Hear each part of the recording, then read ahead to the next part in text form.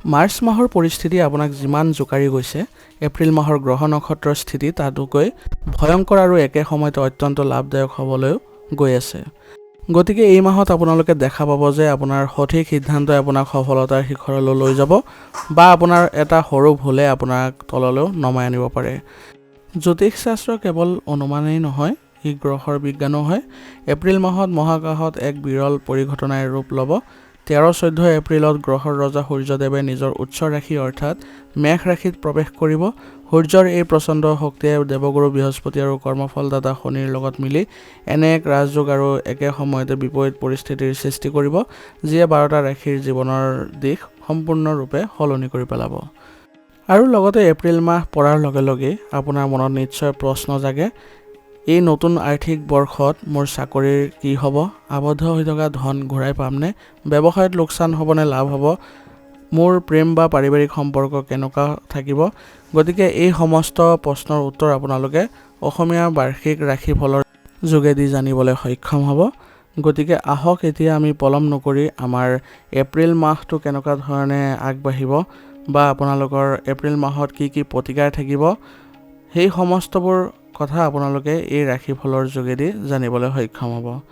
গতিকে আপোনাৰ ৰাশিফল বিশ্লেষণবোৰ সম্পূৰ্ণকৈ চাবলৈ যত্ন কৰিব আৰু ৰাশিফলত আগবঢ়াৰ আগতে যদি আপোনালোকে চেনেলটো এতিয়ালৈকে ছাবস্ক্ৰাইব কৰা নাই তেনেহ'লে ছাবস্ক্ৰাইব কৰি ল'ব এনেধৰণৰ ভিডিঅ'বোৰ পাই থাকিবলৈ। গতিকে ৰাশিফল শিতানৰ প্ৰথম ৰাশিটো হৈছে মেষ ৰাশি। মেষ ৰাশিৰ বন্ধু বান্ধৱীসকল, এপ্ৰিল মাহটো আপোনাৰ বাবে আন সাধাৰণ মাহৰ দৰে নহয়। এই মাহত আপোনাৰ জীৱনলৈ যি মহাশক্তি আহিবলৈ গৈ আছে সেয়া চম্ভালিবলৈ আপুনি প্ৰস্তুত নে অতি আত্মবিশ্বাসৰ বাবে আপুনি কিবা ডাঙৰ ভুল কৰিবলৈও গৈ আছে। গতিকে আপোনালোকক সকলোকে মই স্বাগতম জনাইছোঁ। আপোনাৰ এই মেষ ৰাশিৰ এপ্ৰিল মাহৰ এনে এক গভীৰ জ্যোতিষীয় বিশ্লেষণ দিম যিয়ে আপোনাৰ চকু মুকলি কৰিব আৰু ভিডিঅ'টো স্কিপ নকৰি শেষলৈকে চাব, কাৰণ শেষত মই আপোনাৰ সফলতাৰ বাবে কিছুমান প্ৰতিকাৰো দিম। প্ৰথমে জানো আহক গ্ৰহৰ গতিবিধি। মেষ ৰাশিৰ অধিপতি হৈছে পৰাক্ৰমী মংগল, কিন্তু এপ্ৰিল মাহত আটাইতকৈ ডাঙৰ খেলখন খেলিব গ্ৰহৰ ৰজা সূৰ্যদেৱে। 13-14 এপ্ৰিলত সূৰ্যদেৱে আপোনাৰ নিজৰ ৰাশিত অৰ্থাৎ মেষ ৰাশিত প্ৰৱেশ কৰি উচ্চ অৱস্থা প্ৰাপ্ত কৰিব। জ্যোতিষশাস্ত্ৰত লগ্নত উচ্চ সূৰ্য মানেই এক প্ৰচণ্ড ৰাজযোগ। তেনেহ'লে আপোনালোকে এই বিৰল মহাযোগে আপোনাৰ জীৱনত প্ৰতিটো দিশত কেনেধৰণে প্ৰভাৱ পেলাব সেই সমস্ত কথাও আপোনালোকে জানিবলৈ সক্ষম হ'ব। কৰ্মজীৱনৰ বাবে হয়তো এই মাহটো আপোনাৰ বাবে এক সোণালী সুযোগৰ মাহ হ'ব। আপোনাৰ সাহস, নেতৃত্ব দিয়াৰ ক্ষমতা আৰু আত্মবিশ্বাস একেবাৰে শিখৰত থাকিব। যিসকলে চৰকাৰী চাকৰি, প্ৰশাসন, সেনা বা ব্যৱসায়ৰ লগত জড়িত হৈ আছে তেওঁলোকৰ বাবে প্ৰমোচন বা ডাঙৰ আৰ্থিক লাভৰ পূৰ্ণ সম্ভাৱনা আছে। কৰ্মক্ষেত্ৰত আপোনাৰ আধিপত্য বাঢ়িব। আৰ্থিক দিশতো ধনৰ আগমন দ্ৰুত হ'ব। কিছুমান ক্ষেত্ৰত আপুনি মনত ৰাখিব লাগিব যে উচ্চ সূৰ্যই কেতিয়াবা খৰচৰ মাত্ৰা বঢ়াই দিয়ে, সেইবাবে বিনিয়োগ কৰোঁতে দুবাৰ ভাবি ল'ব। এতিয়া আহোঁ প্ৰেম আৰু পাৰিবাৰিক জীৱনত আপোনাৰ কেনেধৰণৰ প্ৰভাৱ থাকিব। আপোনালোকে হয়তো এইবাৰ এই ক্ষেত্ৰত অলপ সাৱধান হ'ব লাগিব। আপোনাৰ ইগ' বা অহংকাৰ অলপ সন্মত ৰাখিব লাগিব। লগ্নত সূৰ্য থকাৰ বাবে আপোনাৰ মনত খং আৰু জেদ বাঢ়িব পাৰে, যাৰ ফলত জীৱনসংগীৰ লগত বিনা কাৰণত তৰ্ক হ'ব পাৰে। ঘৰৰ পৰিৱেশ শান্ত ৰাখিবলৈ নিজৰ মুখৰ কথা নিয়ন্ত্ৰণত ৰাখিব। স্বাস্থ্যৰ ক্ষেত্ৰত শৰীৰৰ উত্তাপ বাঢ়িব। মূৰৰ বিষ, মাইগ্ৰেন, ৰক্তচাপ বা চকুৰ সমস্যাই আমনি কৰিব পাৰে। গতিকে ৰাতিপুৱা সোনকালে উঠি যোগাভ্যাস কৰাটো আপোনাৰ বাবে অত্যন্ত জৰুৰী হ'ব। এপ্ৰিল মাহত মেষ ৰাশিৰ জাতকসকলে এই তিনিটা কথা বিশেষ সাৱধান হ'ব লাগিব। অতি আত্মবিশ্বাসী হৈ কৰ্মক্ষেত্ৰত কাৰোৰ সৈতে কাজিয়াত লিপ্ত নহ'ব, ই আপোনাৰ ইমেজ বেয়া কৰিব পাৰে। আৰু দ্বিতীয়তে, বাহন চলাওঁতে খৰখেদা একেবাৰে নকৰিব। মংগল আৰু সূৰ্যৰ উগ্ৰ প্ৰভাৱত আঘাত পোৱাৰ যোগ আছে। তৃতীয়টো হৈছে যিকোনো গুৰুত্বপূৰ্ণ সিদ্ধান্ত লওঁতে ঘৰৰ বয়োজ্যেষ্ঠ বা অভিজ্ঞ লোকৰ পৰামৰ্শ নিশ্চয়কৈ লৈ ল'ব। এতিয়া আহোঁ আটাইতকৈ গুৰুত্বপূৰ্ণ প্ৰতিকাৰলৈ। এপ্ৰিল মাহত উচ্চ সূৰ্যৰ সম্পূৰ্ণ লাভ পাবলৈ হ'লে প্ৰতিদিনে ৰাতিপুৱা আপোনালোকে তামৰ পাত্ৰত ৰঙা সেন্দুৰ আৰু ৰঙা ফুল দি সূৰ্যদেৱলৈ অৰ্ঘ্য প্ৰদান কৰক। লগতে প্ৰতি মংগলবাৰে হনুমান চালিচা পাঠ কৰক। আপোনাৰ পৰাক্ৰম কোনো ভেটিব নোৱাৰিব। এই মাহটো আপোনালোকৰ সুন্দৰ হওক, ভাল হওক, সকলো ফালে আপোনালোকে উন্নতি কৰক তাৰে কামনা কৰিছোঁ। যদি ভিডিঅ'টো ভাল পাইছে ভিডিঅ'টো লাইক কৰিব আৰু কমেণ্টত ওম নমঃ শিৱায় লিখিবলৈ নাপাহৰিব। ধন্যবাদ। এতিয়া মেষ ৰাশিৰ পাছত মই পৃথিৱী তত্ত্বৰ ৰাশি স্থিৰতা আৰু ধৈৰ্যৰ প্ৰতীক বৃষ ৰাশিলৈ আগবাঢ়িছোঁ। বৃষ ৰাশিৰ জাতক জাতিকাসকল আপোনালোকৰ জীৱনত আটাইতকৈ প্ৰিয় শব্দটোৱেই হৈছে স্থিৰতা বা ষ্টেবিলিটি। আপোনালোকে হঠাতে অহা পৰিৱৰ্তন ভাল নাপায়, কিন্তু এপ্ৰিল মাহৰ গ্ৰহ নক্ষত্ৰই আপোনাৰ এই শান্ত জীৱনলৈ এক হঠাতে অহা ধুমুহা কঢ়িয়াই আনিবলৈ গৈ আছে। এই ধুমুহাই আপোনাক ধ্বংস কৰিবনে আপোনাৰ জীৱনৰ আৱৰ্জনা চাফা কৰি এক নতুন পথ মুকলি কৰিব, এই বিষয়ে জানিবলৈ সক্ষম হ'ব। আপোনালোকক পুনৰবাৰ স্বাগতম জনাইছোঁ। আজি মই যিটো বিশ্লেষণ দিম সেইটো আপোনালোকে ভালদৰে চাবলৈ যত্ন কৰিব আৰু যদি ভাল পায় তেনেহ'লে লাইক এটাও কৰিব। প্ৰথমে জানো আহক আপোনাৰ গ্ৰহৰ গতিবিধি কেনেকুৱা থাকিব এই মাহত। আপোনালোকৰ ৰাশিৰ অধিপতি হৈছে সুখ আৰু সৌন্দৰ্যৰ গ্ৰহ শুক্ৰ, কিন্তু এপ্ৰিল মাহত আটাইতকৈ ডাঙৰ প্ৰভাৱ পেলাব গ্ৰহৰ ৰজা সূৰ্যদেৱে, কাৰণ 13-14 এপ্ৰিলত সূৰ্যদেৱে মেষ ৰাশিত প্ৰৱেশ কৰি উচ্চ অৱস্থা প্ৰাপ্ত কৰিব। কিন্তু বৃষ ৰাশিৰ বাবে মেষ ৰাশি হৈছে দ্বাদশ স্থান অৰ্থাৎ 12তম ঘৰ। জ্যোতিষ শাস্ত্ৰত দ্বাদশ ভাৱ হৈছে ব্যয়, ভ্ৰমণ, চিকিৎসালয় আৰু গোপন শত্ৰুৰ স্থান। উচ্চ সূৰ্যৰ দ্বাদশ ভাৱলৈ যোৱাৰ পোনপটীয়া অৰ্থ হ'ল এই মাহত আপোনাৰ খৰচ আৰু গোপন শত্ৰু দুয়োটাই হঠাতে বৃদ্ধি পাবলৈ গৈ আছে। কৰ্মজীৱনৰ ক্ষেত্ৰত এই মাহটো মিশ্ৰিত ফলদায়ক হ'ব। যিসকল বৃষ ৰাশিৰ জাতকে বিদেশ যোৱাৰ সপোন দেখি আছে, মাল্টিনেশ্যনেল কোম্পানীত কাম কৰা বা ইম্পৰ্ট এক্সপৰ্টৰ ব্যৱসায় কৰে, তেওঁলোকৰ বাবে এই উচ্চ সূৰ্যৰ বৰদান প্ৰমাণিত হ'ব। কিন্তু সাধাৰণ চাকৰিয়ালসকলে অফিচৰ ৰাজনীতিত অলপ সাৱধান হ'ব লাগিব। আপোনাৰ বিৰুদ্ধে গোপন ষড়যন্ত্ৰ হ'ব পাৰে। আৰ্থিক দিশত দ্বাদশ স্থানৰ সূৰ্যই আপোনাৰ পকেট খালী কৰিবলৈ সাজু হৈ আছে। হঠাতে স্বাস্থ্যৰ নামত বা অপ্ৰয়োজনীয় বিলাসী সামগ্ৰীৰ নামত ডাঙৰ খৰচৰো সন্মুখীন হ'ব পাৰে। ধন সঞ্চয় কৰাটো এই মাহত আপোনাৰ বাবে এক ডাঙৰ প্ৰত্যাহ্বান হ'ব। প্ৰেম আৰু দাম্পত্য জীৱনত আপুনি নিজৰ জেদ কম কৰিব লাগিব। দ্বাদশ স্থানৰ সূৰ্যৰ প্ৰভাৱত আপোনাৰ মনত এক অকাৰণতে অস্থিৰতা বা ভয় সোমাই থাকিব পাৰে, যাৰ প্ৰভাৱ আপোনাৰ সম্পৰ্কতো পৰিব। সংগীক সময় দিয়ক আৰু সন্দেহ কৰা বাদ দিয়ক। স্বাস্থ্যৰ দিশত এই মাহত টোপনিৰ অভাৱ, চকুৰ পোৰপৰণি বা ভৰিৰ বিষে আমনি কৰিব পাৰে। অত্যাধিক মানসিক চাপৰ পৰা নিজকে বচাই ৰাখিবলৈ পৰ্যাপ্ত নিদ্ৰা অত্যন্ত জৰুৰী হ'ব আপোনাৰ। এপ্ৰিল মাহত বৃষ ৰাশিৰ জাতক জাতিকাসকলে 3টা কথাত বিশেষ সাৱধান হ'ব লাগিব। প্ৰথমটো হৈছে কাকো অন্ধবিশ্বাস নকৰিব। আপোনাৰ নিজৰ মানুহে আপোনাৰ গোপন কথা আনৰ আগত ফাদিল কৰিব পাৰে। দ্বিতীয়তে আৰ্থিক লেনদেনত সাৱধান হ'ব, কাকো টকা ধাৰলৈ নিদিব আৰু নিজৰ ঋণ ল'বলৈ নাযাব। তৃতীয়টো হৈছে আইনী মেৰপেজ বা কোৰ্ট কাছাৰীৰ বিষয়ৰ পৰা যিমান পাৰে নিজকে আঁতৰাই ৰাখিব। এতিয়া আহোঁ আটাইতকৈ ডাঙৰ আৰু আটাইতকৈ গুৰুত্বপূৰ্ণ প্ৰতিকাৰলৈ।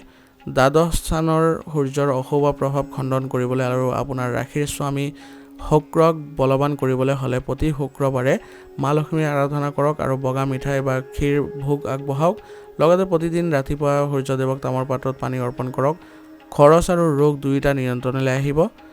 এই মাহটো আপোনালোকৰ সুখ সমৃদ্ধিয়ে, সুস্বাস্থ্যই আপোনালোকক ভাল কৰি তোলক। মন প্ৰাণে আপোনালোকে আগবাঢ়ি যাওক, তাৰে কামনা কৰিছোঁ। যদি ভিডিঅ'টো ভাল পাইছে ভিডিঅ'টো লাইক কৰিব আৰু কমেণ্টত ওম নমঃ শিৱায় লিখিবলৈ নাপাহৰিব। ধন্যবাদ। এতিয়া মেষ আৰু বৃষ ৰাশিৰ পাছত মই ক'বলৈ গৈ আছোঁ বায়ুতত্ত্বৰ ৰাশি, অত্যন্ত বুদ্ধিমান আৰু বহুমুখী প্ৰতিভাৰ অধিকাৰী মিথুন ৰাশিৰ বিষয়ে। গতিকে মিথুন ৰাশিৰ জাতক জাতিকাসকলৰ বাবে এপ্ৰিল মাহটো আপোনালোকৰ তীক্ষ্ণ বুদ্ধিয়ে আপোনাক সফলতাৰ শীৰ্ষলৈ লৈ যাবনে?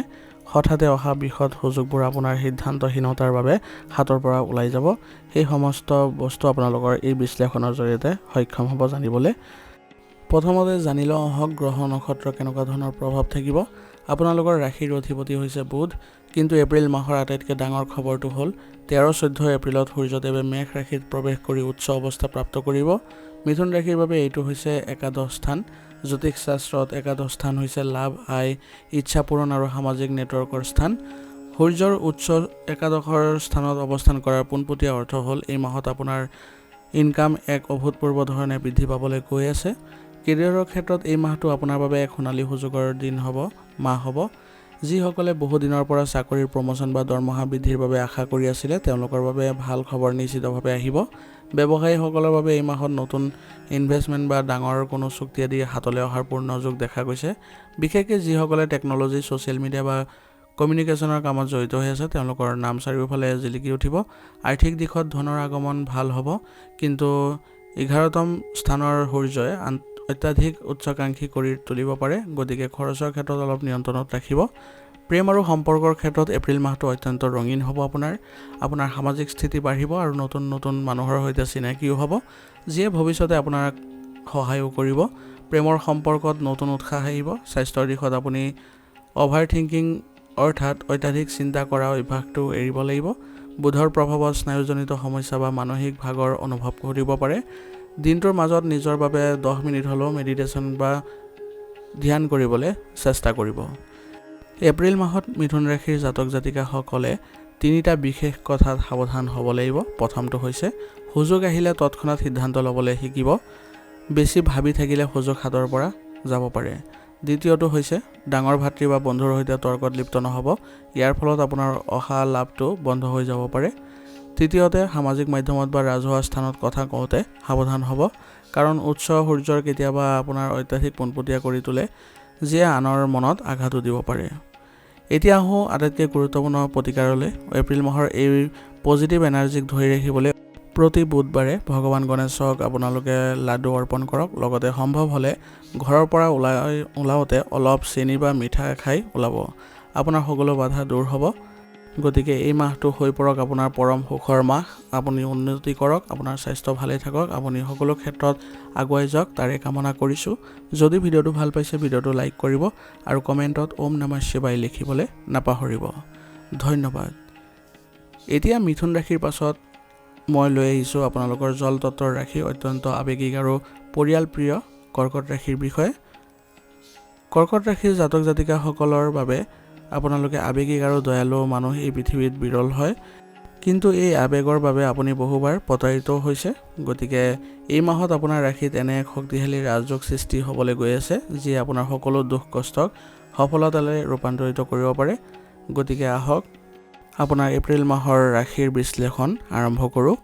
প্ৰথমে জানো আহক আপোনাৰ গ্ৰহৰ বিশেষ অৱস্থান।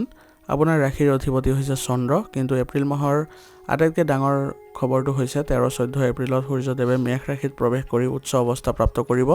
কৰ্কট ৰাশিৰ বাবে এইটো হৈছে 10ম স্থান। জ্যোতিষ শাস্ত্ৰত 10ম স্থান হৈছে কৰ্ম, কেৰিয়াৰ, মান সন্মান আৰু ৰাজহুৱা জীৱনৰ স্থান। উচ্চ সূৰ্যই 10ম স্থানত অৱস্থান কৰাৰ পোনপটীয়া অৰ্থ হৈছে এই মাহত আপোনাৰ কৰ্মক্ষেত্ৰত এক অভূতপূৰ্ব বিজয় ধ্বনি বাজিবলৈ গৈ আছে। কেৰিয়াৰৰ ক্ষেত্ৰত এই মাহটো আপোনাৰ বাবে এক সোণালী সুযোগৰ মাহ হ'ব। যিসকলে চাকৰি বিচাৰি আছিলে বা প্ৰমোচনৰ আশা কৰি আছিলে তেওঁলোকৰ বাবে ভাল খবৰ নিশ্চিতভাৱে আহিব।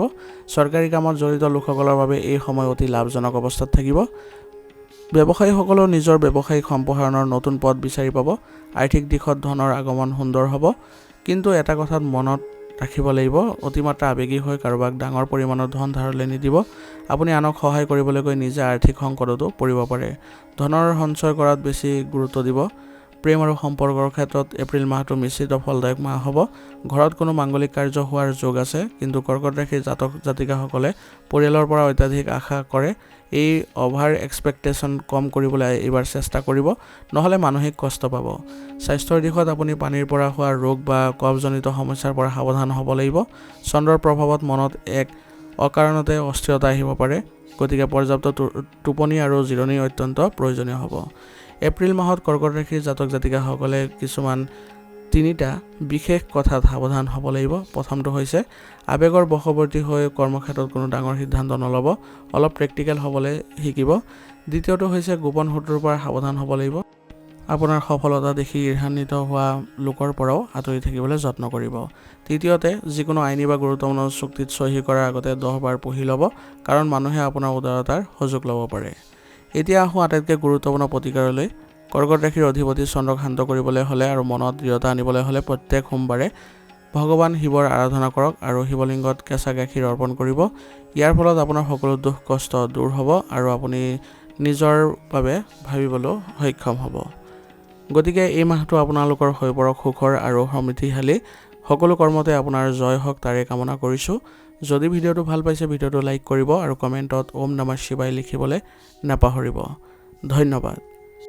এতিয়া কৰ্কট ৰাশিৰ পাছত মই লৈ আহিছোঁ জংঘলৰ ৰজা, জন্মগত নেতা আৰু অগ্নিৰ তত্ত্বৰ ৰাশি সিংহ ৰাশি। গতিকে সিংহ ৰাশিৰ জাতক জাতিকাসকল জন্মগতভাৱে ৰজা হয়। আপোনালোকৰ সাহস আৰু নেতৃত্ব দিয়াৰ ক্ষমতাক কোনেও চেৰ পেলাব নোৱাৰে। কিন্তু যোৱা কেইমাহমান ধৰি আপুনি অনুভৱ কৰা নাইনে যে আপোনাৰ শক্তি ক'ৰবাত আবদ্ধ হৈ আছে? আপুনি বিচৰা ধৰণে ভাগ্যই আপোনাক সংগ দিয়া নাই। গতিকে এই মাহটো আপোনালোকৰ কেনে হ'ব সেই সমস্তবোৰ জানিবলৈ সক্ষম হ'ব এই ৰাশিফলৰ বিশ্লেষণৰ জৰিয়তে। গতিকে প্ৰথমে জানি লওঁ আপোনালোকৰ গ্ৰহৰ গতিবিধি কেনেকুৱা। আপোনালোকৰ ৰাশিৰ অধিপতি হৈছে স্বয়ং গ্ৰহৰ ৰজা সূৰ্যদেৱ। এপ্ৰিল মাহটো আপোনাৰ বাবে কিয় ইমান গুৰুত্বপূৰ্ণ হ'ব জানেনে? কাৰণ 13-14 এপ্ৰিলত আপোনাৰ ৰাশিৰ স্বামী সূৰ্যদেৱে মেষ ৰাশিত প্ৰৱেশ কৰি উচ্চ আৰু অৱস্থা প্ৰাপ্ত কৰিব। সিংহ ৰাশিৰ বাবে এইটো হৈছে নৱম স্থান। জ্যোতিষ শাস্ত্ৰত নৱম স্থান হৈছে ভাগ্য, ধৰ্ম, গুৰু আৰু দীৰ্ঘ যাত্ৰাৰ স্থান হ'ব। ভাগ্যস্থানত স্বামী উচ্চ হোৱাৰ বাবে পোনপটীয়া অৰ্থ হৈছে এই মাহত আপুনি যিটো বস্তুতে হাত দিব সেয়াই সোণলৈ ৰূপান্তৰিত হ'ব।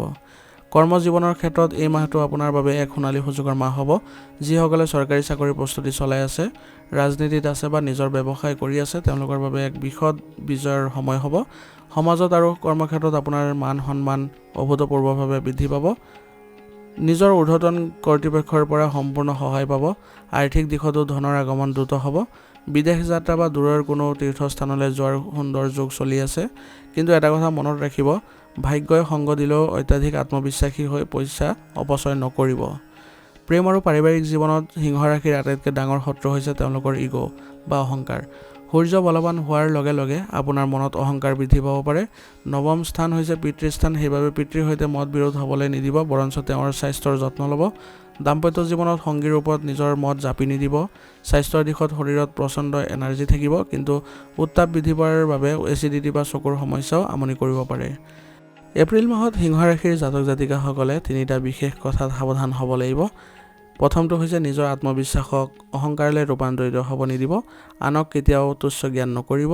দ্বিতীয়তে হৈছে পিতৃ, গুৰু বা ঘৰৰ বয়োজ্যেষ্ঠ লোকক ভুলতো অপমান নকৰিব। ইয়াৰ ফলত আপোনাৰ ৰাজযোগ ভংগ হ'ব পাৰে। তৃতীয়তে চৰকাৰী বা আইনী কাম কাজত কোনো ধৰণৰ শ্বৰ্টকাট বা বেআইনী পথ অৱলম্বন নকৰিব।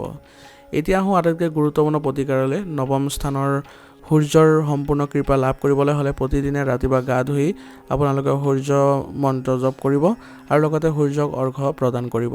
লগতে দেওবাৰে আদিত্য হৃদয় স্তোত্ৰ পাঠ কৰক। আপোনাৰ সফলতা কোনো ভেটিব নোৱাৰিব। গতিকে এই মাহটো আপোনালোকৰ হৈ পৰক সুন্দৰ মাহ। আপুনি সকলো ফালে জয়লাভ কৰক, সকলো মনৰ আশা পূৰণ হওক, তাৰে কামনা কৰিছোঁ।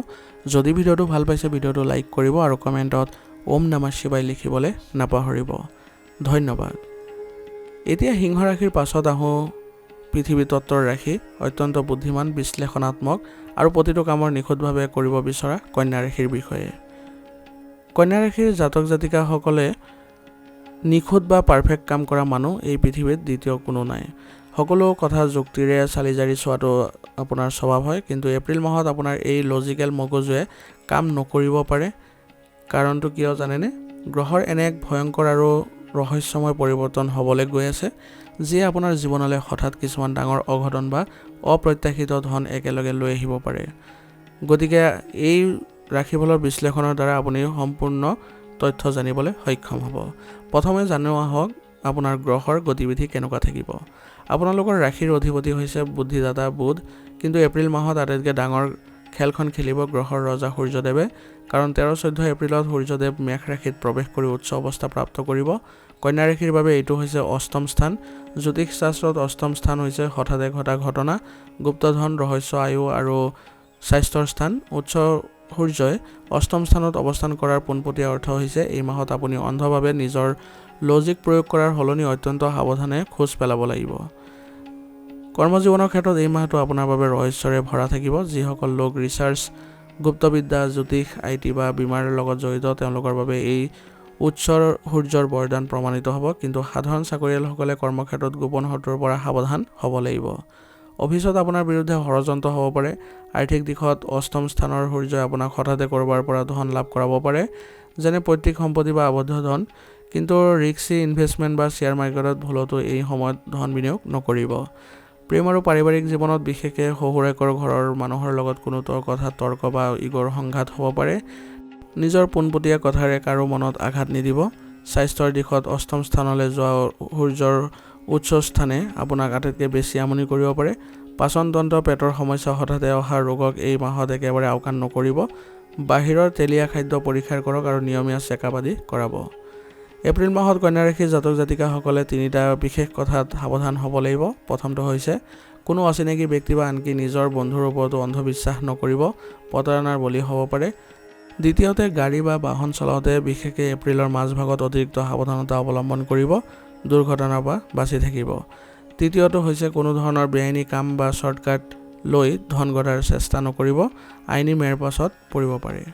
এতিয়া আহোঁ আটাইতকৈ গুৰুত্বপূৰ্ণ প্ৰতিকাৰলৈ। অষ্টম স্থানৰ সূৰ্যৰ অশুভ প্ৰভাৱ খণ্ডন কৰিবলৈ আৰু আপোনাৰ ৰাশিৰ স্বামী বুধক বলৱান কৰিবলৈ প্ৰতি বুধবাৰে ভগৱান গণেশক 21ডাল দুবৰি বন অৰ্পণ কৰিব। লগতে দেওবাৰে সূৰ্যক অৰ্ঘ্য প্ৰদান কৰোঁতে পানীত অলপ ক'লা তিল মিহলাই ল'ব। আপোনাৰ সকলো গোপন শত্ৰু বিনাশ হ'ব আৰু স্বাস্থ্য অটুট থাকিব। গতিকে এই মাহটো আপোনালোকৰ সুন্দৰ হওক, ভাল হওক, আগবাঢ়ি যাওক, তাৰে কামনা কৰিছোঁ। যদি ভিডিঅ'টো ভাল পাইছে ভিডিঅ'টো লাইক কৰিব আৰু কমেণ্টত ওম নমঃ শিৱায় লিখিবলৈ নাপাহৰিব। ধন্যবাদ। এতিয়া কন্যা ৰাশিৰ পাছত লৈ আহিছোঁ বায়ু তত্ত্বৰ ৰাশি, যিকোনো পৰিস্থিতিত ভাৰসাম্য ৰক্ষা কৰিব বিচৰা আৰু সম্পৰ্কৰ প্ৰতীক তুলা ৰাশিৰ বিষয়ে। তুলা ৰাশিৰ জাতক জাতিকাসকলৰ বাবে জীৱনৰ আটাইতকৈ ডাঙৰ লক্ষ্য হৈছে আপোনালোকে সকলোৰে সৈতে সম্পৰ্ক ভাল ৰখা আৰু জীৱনত এটা পাৰফেক্ট বেলেঞ্চ বজাই ৰখা। কিন্তু এপ্ৰিল মাহত আপোনাৰ এই বেলেঞ্চ সম্পূৰ্ণৰূপে খহি পৰিবলৈ গৈ আছে নেকি? এই সমস্তবোৰ কথা আপোনালোকে জানিবলৈ হ'লে এই আপোনালোকৰ ৰাশিফল বিশ্লেষণ ভালদৰে চাবলৈ যত্ন কৰিব লাগিব। প্ৰথমতে জানো আহক আপোনাৰ গ্ৰহ নক্ষত্ৰৰ অৱস্থান কেনেকুৱা। আপোনাৰ ৰাশিৰ অধিপতি হৈছে সুখ আৰু সৌন্দৰ্যৰ কাৰক গ্ৰহ শুক্ৰ গ্ৰহ। কিন্তু এপ্ৰিল মাহৰ আটাইতকৈ গুৰুত্বপূৰ্ণ পৰিৱৰ্তনটো হ'ব গ্ৰহৰ ৰজা সূৰ্যদেৱে যেতিয়া 13-14 তাৰিখে মেষ ৰাশিত প্ৰৱেশ কৰি উচ্চ অৱস্থা প্ৰাপ্ত কৰিব। তুলা ৰাশিৰ বাবে হৈছে এইটো এক বিপৰীত স্থান, অৰ্থাৎ সপ্তম স্থান। জ্যোতিষ শাস্ত্ৰত সপ্তম স্থান হৈছে দাম্পত্য জীৱন, অংশীদাৰী ব্যৱসায় আৰু পাব্লিক ইমেজৰ স্থান। উচ্চ সূৰ্যৰ ইয়াৰ অৱস্থান কৰাৰ পোনপটীয়া অৰ্থ হৈছে এই মাহত আপোনাৰ পাব্লিক ইমেজ জিলিকি উঠা সঁচা, কিন্তু সম্পৰ্কবোৰত ইগ'ৰ এক ডাঙৰ সংঘৰ্ষ হ'বলৈ গৈ আছে। কৰ্মজীৱন আৰু ব্যৱসায়ৰ বাবে এই মাহটো অতি সুন্দৰ মাহ। যিসকল তুলা ৰাশিৰ জাতকে ব্যৱসায় কৰে, বিশেষকৈ পাব্লিক ডিলিং কৰে বা ব্যৱসায় অংশীদাৰী ব্যৱসায় কৰে, তেওঁলোকৰ বাবে নতুন চুক্তি বা ডাঙৰ আৰ্থিক লাভৰ পূৰ্ণ সম্ভাৱনা আছে। সমাজত আপোনাৰ মান সন্মান আৰু প্ৰভাৱ বৃদ্ধি পাব। চাকৰিয়ালসকলেও অফিচত নিজৰ যোগ্যতা প্ৰমাণ কৰাৰ সুযোগ পাব। আৰ্থিক দিশত ধনৰ আগমন ভাল হ'ব, কিন্তু মনত ৰাখিব সপ্তম ভাৱৰ সূৰ্যই কেতিয়াবা আইনী মেৰপেচ বা চুক্তিত খেলিমেলিৰ সৃষ্টি কৰিব পাৰে। সেইবাবে যিকোনো ডকুমেণ্ট ভালদৰে পঢ়িহে চহী কৰিব।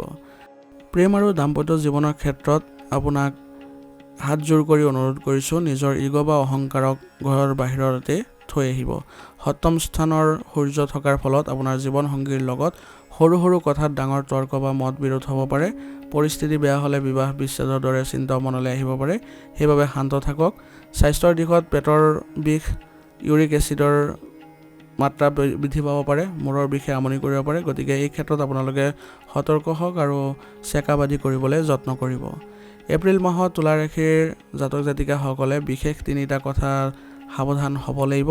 প্ৰথমটো হৈছে দাম্পত্য জীৱনত বা প্ৰেমৰ সম্পৰ্কত কেতিয়াও নিজৰ মত জাপি নিদিব। সংগীৰ কথাও শুনাৰ ধৈৰ্য ৰাখিব। দ্বিতীয়তে বিজনেছ পাৰ্টনাৰৰ লগত টকা পইচাৰ হিচাপ সম্পূৰ্ণ পৰিষ্কাৰ কৰি ৰাখিব। তৃতীয়তে হৈছে আনৰ বিবাদত সোমাই মধ্যস্থতা কৰিবলৈ নাযাব।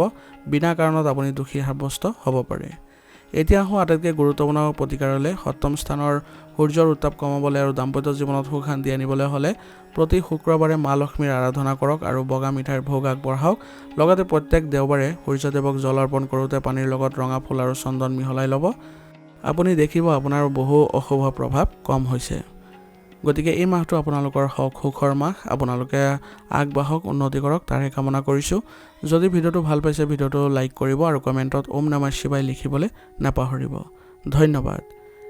এতিয়া তুলা ৰাশিৰ পাছত মই লৈ আহিছোঁ জল তত্ত্বৰ ৰাশি, জংঘলৰ আটাইতকৈ ৰহস্যময় আৰু শক্তিশালী বৃশ্চিক ৰাশিৰ বিষয়ে।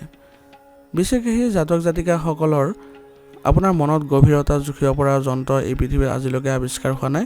আপুনি সদায় নিজৰ শত্ৰুক মনে মনে পৰ্যবেক্ষণ কৰি থাকে আৰু সঠিক সময়ত প্ৰসাৰ কৰে। কিন্তু এপ্ৰিল মাহত আপোনাৰ এই যুদ্ধখন আপুনি অকলে যুঁজিব নালাগে। কাৰণটো কিয় জানেনে? কাৰণ গ্ৰহৰ ৰজা স্বয়ং আপোনাৰ হৈ যুঁজিবলৈ গৈ আছে। গতিকে আপুনি সম্পূৰ্ণ বিশ্লেষণটো চাবলৈ যত্ন কৰিব। প্ৰথমতে আহোঁ আপোনাৰ গ্ৰহৰ গতিবিধি। আপোনালোকৰ ৰাশিৰ অধিপতি হৈছে সাহস আৰু পৰাক্ৰমৰ গ্ৰহ মংগল। কিন্তু এপ্ৰিল মাহৰ আটাইতকৈ গুৰুত্বপূৰ্ণ ক্ষেত্ৰত হ'ব আপোনাৰ সূৰ্যদেৱৰ ক্ষেত্ৰ। কাৰণ 13-14 তাৰিখে সূৰ্যদেৱে মেষ ৰাশিত প্ৰৱেশ কৰি উচ্চ অৱস্থা প্ৰাপ্ত কৰিব। বৃশ্চিক ৰাশিৰ বাবে এইটো হৈছে ষষ্ঠ স্থান। জ্যোতিষ শাস্ত্ৰত ষষ্ঠ স্থান হৈছে ৰোগ, ঋণ, প্ৰতিযোগিতা আৰু শত্ৰুৰ স্থান। ষষ্ঠ স্থানৰ উচ্চ সূৰ্যৰ প্ৰৱেশে শত্ৰু সন্তা যোগ সৃষ্টি কৰে। ইয়াৰ পোনপটীয়া অৰ্থ হৈছে এই মাহত আপোনাৰ বিৰুদ্ধে যিয়ে ষড়যন্ত্ৰ নকৰক কিয় তেওঁ পতন নিশ্চিত হ'ব। কৰ্মজীৱন আৰু প্ৰতিযোগিতাৰ বাবে এই মাহটো আপোনাৰ বাবে এক বিজয়ৰ মাহ হ'ব। যিসকল বৃশ্চিক ৰাশিৰ জাতকে প্ৰতিযোগিতামূলক পৰীক্ষা দিছে, ইণ্টাৰভিউ দিছে বা চৰকাৰী চাকৰিৰ চেষ্টা কৰি আছে, তেওঁলোকৰ বাবে সফল হোৱাৰ পূৰ্ণ সম্ভাৱনা আছে। অফিচত আপোনালোকৰ বিৰোধীসকল নিস্তেজ হৈ পৰিব। আপোনাৰ সাহস আৰু পৰিশ্ৰমৰ বলত কৰ্মক্ষেত্ৰত সকলো কাম সুকলমে পাৰ কৰিব পাৰিব। ব্যৱসায়ীসকলেও নিজৰ প্ৰতিযোগীসকলক ধূলিসাৎ কৰিব পাৰিব। আৰ্থিক দিশত ষষ্ঠ স্থানৰ সূৰ্যই আপোনাৰ পুৰণি ঋণ পৰিশোধ কৰাত সহায় কৰিব, কিন্তু নতুনকৈ কোনো ধাৰ লোৱাৰ পৰা একেবাৰে বিৰত থাকিব। প্ৰেম আৰু স্বাস্থ্যৰ ক্ষেত্ৰত বা দাম্পত্য জীৱনৰ ক্ষেত্ৰত আপোনালোকৰ নিজৰ খং নিয়ন্ত্ৰণত ৰাখিব লাগিব। ষষ্ঠ স্থানৰ সূৰ্য থকাৰ বাবে আপোনাৰ মাতত হঠাতে কঠোৰতা আহিব পাৰে, যিয়ে আপোন মানুহৰ মনত আঘাত দিব পাৰে। সংগীক সন্দেহ কৰা অভ্যাসটো এই মাহত একেবাৰে এৰি পেলাওক। স্বাস্থ্যৰ দিশত ষষ্ঠ স্থানৰ ৰোগৰো স্থান হয়। যদিও উচ্চ সূৰ্যৰ আপোনালোকে ৰোগৰ পৰা আৰোগ্য কৰিব, তথাপিও তেজ সম্পৰ্কীয় সমস্যা, ৰক্তচাপ বা জণ্ডিছৰ দৰে লিভাৰৰ সমস্যাই আমনি কৰিব পাৰে। বাহিৰৰ পানী আৰু খাদ্যৰ পৰা সাৱধান হ'ব। এপ্ৰিল মাহত বৃশ্চিক ৰাশিৰ জাতক জাতিকাসকলে বিশেষ তিনিটা কথাত সাৱধান হ'ব লাগিব। প্ৰথমটো হৈছে অতি আত্মবিশ্বাসী হৈ কৰ্মক্ষেত্ৰত কাৰোৰ সৈতে তৰ্কত লিপ্ত নহ'ব। আপোনাৰ জয় নিশ্চিত হ'ব, গতিকে শান্ত থাকক। দ্বিতীয়টো হৈছে মোমায়েকৰ ঘৰৰ মানুহৰ লগত কোনো আৰ্থিক লেনদেন বা কাজিয়া নকৰিব। তৃতীয়টো হৈছে পুৰণি কোনো বেমাৰ বা আইনী গোচৰ থাকিলে তাক আওকাণ নকৰিব। সময়মতে ব্যৱস্থা গ্ৰহণ কৰিব। এতিয়া আহোঁ আপোনালোকৰ আটাইতকৈ গুৰুত্বপূৰ্ণ প্ৰতিকাৰলৈ। আপোনালোকৰ অধিপতি গ্ৰহ মংগলক শান্ত কৰিবলৈ আৰু শত্ৰুসন্তা যোগৰ সম্পূৰ্ণ লাভ পাবলৈ প্ৰতি মংগলবাৰে বজৰংবলী হনুমানজীৰ আৰাধনা কৰক, হনুমান চালিচা বা বজৰং বাণ পাঠ কৰক আৰু দেওবাৰে সূৰ্যদেৱক জল অৰ্পণ কৰক। আপোনাৰ কোনো একো কৰিব নোৱাৰে, শত্ৰু আপোনালোকৰ নাশ হ'ব। গতিকে এই মাহটো আপোনালোকে এইবোৰ ক্ষেত্ৰত আগবাঢ়ি যাবলৈ চেষ্টা কৰক। আপোনালোকৰ এই মাহটো ভাল হওক, সুন্দৰ হওক, আগবাঢ়ি যোৱাৰ মাহ হওক আৰু আপুনি সকলো ক্ষেত্ৰতে জয়ী হওক, তাৰে কামনা কৰিছোঁ। যদি ভিডিঅ'টো ভাল পাইছে, ভিডিঅ'টো লাইক কৰিব আৰু কমেণ্টত ওম নমঃ শিৱায় লিখিবলৈ নাপাহৰিব। ধন্যবাদ। এতিয়া বৃশ্চিক ৰাশিৰ পাছত এইবাৰ মই লৈ আহিছোঁ অগ্নিতত্ত্বৰ ৰাশি, সদায় পজিটিভ চিন্তা কৰা আৰু লক্ষ্যৰ প্ৰতি একাগ্ৰ ধনু ৰাশিৰ বিষয়ে। ধনু ৰাশিৰ জাতক জাতিকাসকল সদায় পজিটিভ থিংকিঙৰ গৰাকী হয় আৰু স্বাধীনচেতিয়া মানুহ হয়, আৰু এনেধৰণৰ মানুহ পৃথিৱীত দ্বিতীয় কোনো নাইও। আপোনাৰ মনত সদায় নতুন কিবা এটা জনাৰ বা শিকাৰ হেঁপাহ থাকে, কিন্তু এপ্ৰিল মাহত আপোনাৰ এই তীক্ষ্ণ মগজুৱে এনেকুৱা কিছুমান সিদ্ধান্ত ল'বলৈ গৈ আছে, যিয়ে আপোনাৰ ৰাতিটোৰ ভিতৰতে সফলতাৰ শীৰ্ষলৈ লৈ যাব পাৰে। গতিকে আপোনালোকে নিজৰ বিশ্লেষণবোৰ সম্পূৰ্ণ চাবলৈ চেষ্টা কৰক। প্ৰথমে আহোঁ আপোনাৰ গ্ৰহ নক্ষত্ৰৰ পৰিস্থিতি। আপোনালোকৰ ৰাশিৰ অধিপতি হৈছে জ্ঞান আৰু সৌভাগ্যৰ কাৰক দেৱগুৰু বৃহস্পতি। কিন্তু এপ্ৰিল মাহৰ আটাইতকৈ গুৰুত্বপূৰ্ণ পৰিৱৰ্তনটো হ'ব যেতিয়া গ্ৰহৰ ৰজা সূৰ্যদেৱে মেষ ৰাশিত 13-14 তাৰিখে প্ৰৱেশ কৰি উচ্চ স্থান লাভ কৰিব। ধনু ৰাশিৰ বাবে এইটো হৈছে পঞ্চম স্থান। জ্যোতিষশাস্ত্ৰত পঞ্চম স্থান হৈছে বুদ্ধি, বিদ্যা, সন্তান, প্ৰেম আৰু হঠাতে পোৱা ধনৰ স্থান। ইয়াত উচ্চস্ব সূৰ্যৰ প্ৰৱেশৰ পোনপটীয়া অৰ্থ হৈছে এই মাহত আপোনাৰ মগজু কম্পিউটাৰতকৈ বেগেৰে চলিব আৰু আপোনাৰ সিদ্ধান্তবোৰ 100% সঠিক প্ৰমাণিত হ'ব। কৰ্মক্ষেত্ৰত আৰু শিক্ষাৰ বাবে এই মাহটো এক সোণালী সুযোগৰ মাহ হ'ব। যিসকল ধনু ৰাশিৰ ছাত্ৰ ছাত্ৰীয়ে প্ৰতিযোগিতামূলক পৰীক্ষা দিছে, তেওঁলোকৰ সফলতা নিশ্চিত হ'ব। কৰ্মক্ষেত্ৰত আপোনাৰ নতুন আইডিয়াবোৰক গুৰুত্ব দিয়া হ'ব আৰু আপুনি সকলোৰে প্ৰশংসাও লাভ কৰিব। কলা, ক্ৰীড়া, ক্ৰিয়েটিভ ফিল্ডত থকা লোকসকলে ডাঙৰ সুযোগ পাব।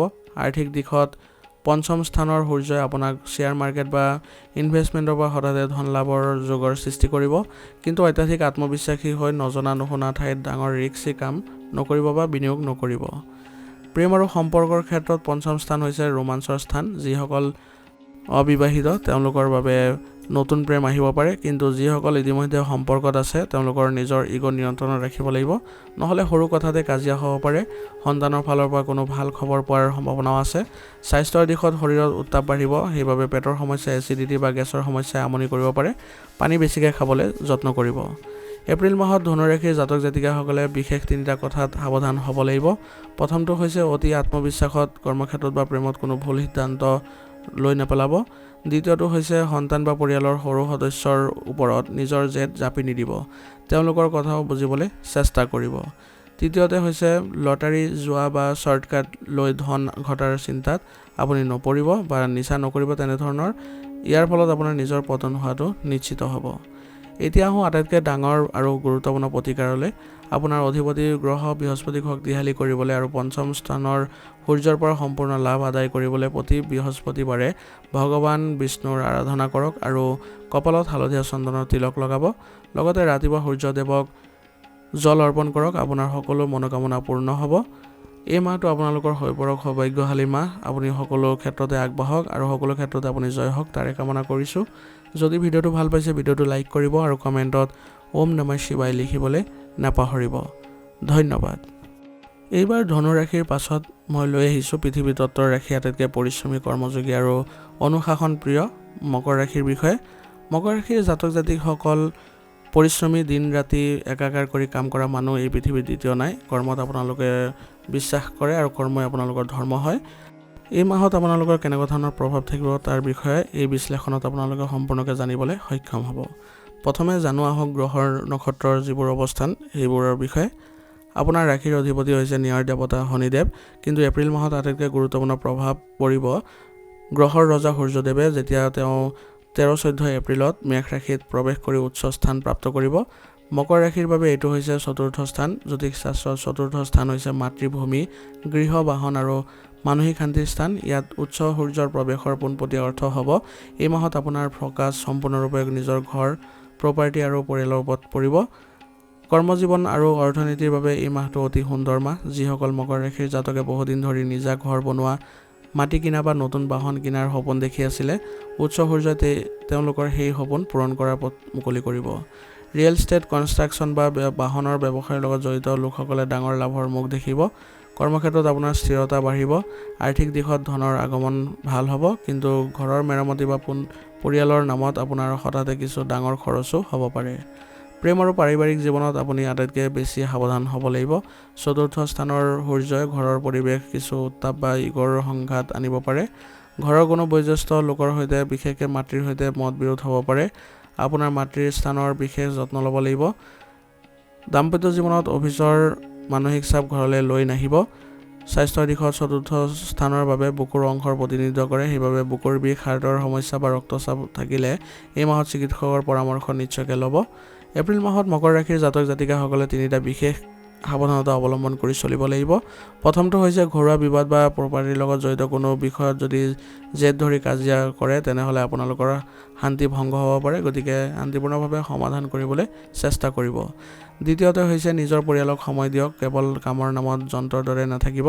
তৃতীয়টো হৈছে পুৰণি বাহন বা মাটি কিনোতে সকলো ডকুমেণ্ট ভালদৰে পৰীক্ষা কৰিহে ল'ব।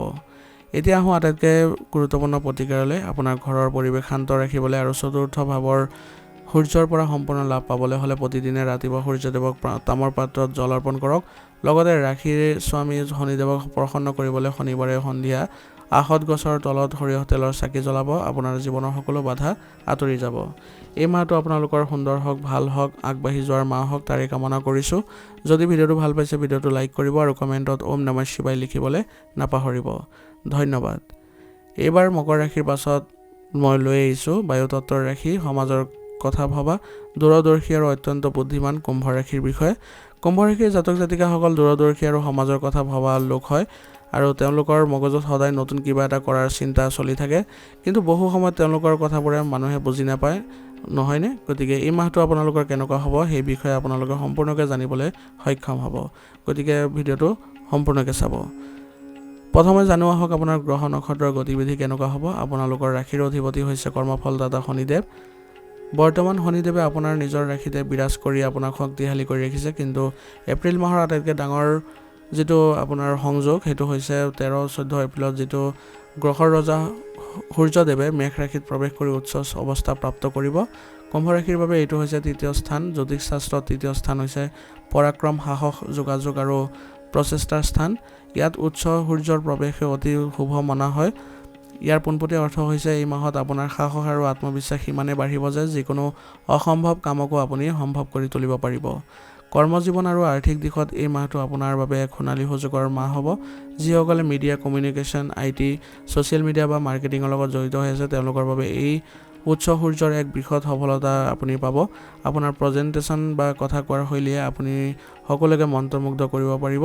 কৰ্মক্ষেত্ৰত আপোনাৰ প্ৰচেষ্টা 100% ফল পাব। সৰু যাত্ৰাৰ পৰা ব্যৱসায়িক লাভ হ'ব। আৰ্থিক দিশত ধনৰ আগমন সুন্দৰ হ'ব। আপোনাৰ নিজৰ পৰিশ্ৰমৰ বলত আপুনি এই মাহত নতুন ইনকামৰ উৎস বনাবলৈ সক্ষম হ'ব। প্ৰেম আৰু পাৰিবাৰিক জীৱনত বিশেষকৈ তৃতীয় স্থানৰ বাবে সৰু ভাই ভনী বা ওচৰ চুবুৰীয়াকো বুজায়। উচ্চ সূৰ্যৰ প্ৰভাৱত তেওঁলোকৰ লগত আপোনাৰ ইগৰ সংঘাত বা মতবিৰোধ হ'ব পাৰে। ঘৰৰ পৰিৱেশ শান্ত ৰাখিবলৈ অহংকাৰ ত্যাগ কৰিব আৰু মিলাপ্ৰীতিৰে চলিবলৈ চেষ্টা কৰিব। স্বাস্থ্যৰ দিশত কান্ধৰ বিষৰ সমস্যা, ডিঙিৰ সংক্ৰমণ আদিৰ পৰা আপোনালোকে হাত সাৰিবলৈ হ'লে উপযুক্ত চিকিৎসা গ্ৰহণ কৰিব। এপ্ৰিল মাহত কুম্ভ ৰাশিৰ জাতক জাতিকাসকলে বিশেষ 3টা কথাত সাৱধান হ'ব লাগিব। প্ৰথমটো হৈছে অতি আত্মবিশ্বাসী হৈ আপোনালোকে আনৰ কথা গুৰুত্ব নিদিয়াৰ ভুল নকৰিব। দ্বিতীয়তে হৈছে নিজৰ সৰু ভাই ভনী বা সহকৰ্মীৰ ওপৰত কৰ্তৃত্ব চলাবলৈ নাযাব, ই সম্পৰ্ক নষ্ট কৰিব পাৰে। আৰু তৃতীয়তে হৈছে যিকোনো গুৰুত্বপূৰ্ণ মেছেজ বা চুক্তি আদিত চহী কৰাৰ আগতে 10 বাৰ পঢ়ি ল'ব, খৰখেদা নকৰিব। এতিয়া আহোঁ আটাইতকৈ গুৰুত্বপূৰ্ণ প্ৰতিকাৰলৈ। আপোনাৰ অধিপতি গ্ৰহ শনিদেৱক প্ৰসন্ন কৰিবলৈ হ'লে আৰু 3য় স্থানৰ সূৰ্যৰ পৰা সম্পূৰ্ণ লাভ পাবলৈ হ'লে প্ৰত্যেক শনিবাৰে নিৰাশ্ৰয় বা দুখীয়া লোকক সহায় কৰক আৰু সন্ধিয়া আখত গছৰ তলত সৰিয়হ তেলৰ চাকি জ্বলাওক। লগতে প্ৰতিদিনে ৰাতিপুৱা সূৰ্যদেৱক তামৰ পাত্ৰত জল অৰ্পণ কৰক। আপোনাৰ সকলো মনোকামনা পূৰ্ণ হ'ব। গতিকে এই মাহটো আপোনালোকৰ ভাল হওক, সুন্দৰ হওক, সুস্বাস্থ্য বজাই ৰাখিব পাৰক, তাৰে কামনা কৰিছোঁ। যদি ভিডিঅ'টো ভাল পাইছে ভিডিঅ'টো লাইক কৰিব আৰু কমেণ্টত ওম নমঃ শিৱায় লিখিবলৈ নাপাহৰিব। ধন্যবাদ। এতিয়া ৰাশি চক্ৰৰ অন্তিমটো ৰাশিলৈ আগবাঢ়িছোঁ। জল তত্ত্বৰ অধিকাৰী আৰু আটাইতকৈ আৱেগিক তথা আধ্যাত্মিক মীন ৰাশিৰ বিষয়ে জানিম। মীন ৰাশিৰ জাতক জাতিকাসকলৰ আৱেগিক, আনৰ দুখ বুজি পোৱা আৰু নিস্বাৰ্থ মানুহ এই পৃথিৱীত বিৰল পোৱা যায়। আপুনি আনৰ সুখৰ বাবে নিজৰ সৰ্বস্ব ত্যাগ কৰিবলৈও কুণ্ঠাবোধ নকৰে। কিন্তু এইবাৰ আপোনাৰ এপ্ৰিল মাহত কেনেকুৱা ধৰণৰ প্ৰভাৱ থাকিব তাৰ বিষয়ে জানিবলৈ আপুনি ভিডিঅ'টো সম্পূৰ্ণকৈ চাব। প্ৰথমে জানি লওঁ আহক আপোনাৰ নিজৰ গ্ৰহৰ গতিবিধি কেনেকুৱা হ'ব। আপোনালোকৰ ৰাশিৰ অধিপতি হৈছে সৌভাগ্য আৰু জ্ঞানৰ দেৱতা বৃহস্পতি। কিন্তু এপ্ৰিল মাহৰ আটাইতকৈ ডাঙৰ ক্ষেত্ৰটো হ'ব গ্ৰহৰ ৰজা সূৰ্যদেৱে যেতিয়া 13-14 এপ্ৰিলত মেষ ৰাশিত প্ৰৱেশ কৰি উচ্চ স্থান অৱস্থান কৰিব। মীন ৰাশিৰ বাবে হৈছে 2য় স্থান। জ্যোতিষ শাস্ত্ৰত 2য় স্থান হৈছে ধন সঞ্চয়, পৰিয়াল আৰু সুখৰ কথাৰ স্থান। ইয়াত উচ্চস্থ সূৰ্যৰ প্ৰৱেশৰ পোনপটীয়া অৰ্থ হৈছে এই মাহত আপোনাৰ বেংক বেলেঞ্চ আৰু আপোনাৰ কথা কোৱাৰ শক্তি অপৰিকল্পনীয়ভাৱে বৃদ্ধি পাবলৈ গৈ আছে। কৰ্মজীৱন আৰু আৰ্থিক দিশত এই মাহটো আপোনাৰ বাবে এক সোণালী সুযোগৰ মাহ হ'ব। যিসকলে বহুত দিনৰ পৰা টকা জমা কৰিব পৰা নাছিল তেওঁলোকৰ বাবে নতুন উপাৰ্জনৰ পথ মুকলি হ'ব। আবদ্ধ হৈ থকা ধন বা কাৰোবাক ধাৰলৈ দিয়া ধন ঘূৰি অহাৰ পূৰ্ণ সম্ভাৱনা আছে। যিসকল লোকৰ কাম কথাৰ লগত জড়িত যেনে শিক্ষক, উকিল, পৰামৰ্শদাতা বা মাৰ্কেটিং, তেওঁলোকৰ কথাত এক অনুসেনী শক্তি আৰু কৰ্তৃত্ব আহিব। আপোনাৰ কথা কোনেও পেলাব নোৱাৰিব। ব্যৱসায়ত ডাঙৰ আৰ্থিক লাভৰো যোগ দেখা গৈছে। প্ৰেম আৰু পাৰিবাৰিক জীৱনত আপুনি আটাইতকৈ বেছি সাৱধান হ'ব লাগিব। 2য় ভাৱ হৈছে পৰিয়ালৰ বা কুটুম্বৰ স্থান। উচ্চস্থ সূৰ্যৰ প্ৰভাৱত আপোনাৰ মাতত হঠাতে কঠোৰতা বা অহংকাৰ আহিব পাৰে। আপোনাৰ এটা কটু কথাই পৰিয়ালৰ মানুহক মনত আঘাত দিব পাৰে। সেইবাবে ঘৰৰ কথা কওঁতে অত্যন্ত নৰ্ম হ'বলৈ চেষ্টা কৰিব। স্বাস্থ্যৰ দিশত 2য় স্থানে মুখমণ্ডলক বুজায়। সেইবাবে চকুৰ পুৰণি, দাঁতৰ বিষ, ডিঙিৰ সংক্ৰমণ বা মুখৰ ঘাঁ আদি হোৱাৰ সম্ভাৱনা আছে। পানী বেছিকৈ খাব আৰু গৰম বস্তু কমকৈ খাব। এপ্ৰিল মাহত মীন ৰাশিৰ জাতক জাতিকাসকলৰ 3টা বিশেষ কথাত সাৱধান হ'ব লাগিব। প্ৰথমটো হৈছে নিজৰ পৰিয়ালৰ সদস্যৰ লগত ধন সম্পত্তি বা আন যিকোনো বিষয় লৈ তৰ্কত লিপ্ত নহ'ব। দ্বিতীয়টো হৈছে অতি আত্মবিশ্বাসী হৈ মুখৰ আগত কাকো কটু কথা শুনাই নিদিব, ই আপোনাৰ ইমেজ বেয়া কৰিব পাৰে। তৃতীয়টো হৈছে আৰ্থিক লাভ হ'লেও হঠাতে কোনো বিলাসী সামগ্ৰী বা আনক দেখুৱাবৰ বাবে অপ্ৰয়োজনীয় খৰচ নকৰিব। এতিয়া আহোঁ আটাইতকৈ গুৰুত্বপূৰ্ণ প্ৰতিকাৰলৈ। আপোনাৰ অধিপতি গ্ৰহ বৃহস্পতিক শক্তিশালী কৰিবলৈ আৰু 2য় স্থানৰ সূৰ্যৰ পৰা আৰ্থিক লাভ পাবলৈ প্ৰত্যেক বৃহস্পতিবাৰে ভগৱান বিষ্ণুৰ আৰাধনা কৰক। কপালত আপোনালোকে হালধীয়া চন্দনৰ তিলক লগাওক আৰু প্ৰতিদিনে ৰাতিপুৱা সূৰ্যদেৱক তামৰ পাত্ৰত জল অৰ্পণ কৰক। আপোনাৰ জীৱনৰ সকলো আৰ্থিক বাধা দূৰ হ'ব। আপুনি আগবাঢ়ি যোৱাটো সফলতা লাভ কৰিব। গতিকে এই মাহটো আপোনালোকৰ ভাল হওক, সুন্দৰ হওক, আগবাঢ়ি যাওক, সুন্দৰ হওক, তাৰে কামনা কৰিছোঁ। যদি ভিডিঅ'টো ভাল পাইছে ভিডিঅ'টো লাইক কৰিব আৰু কমেণ্টত ওম নমঃ শিৱায় লিখিবলৈ নাপাহৰিব। ধন্যবাদ।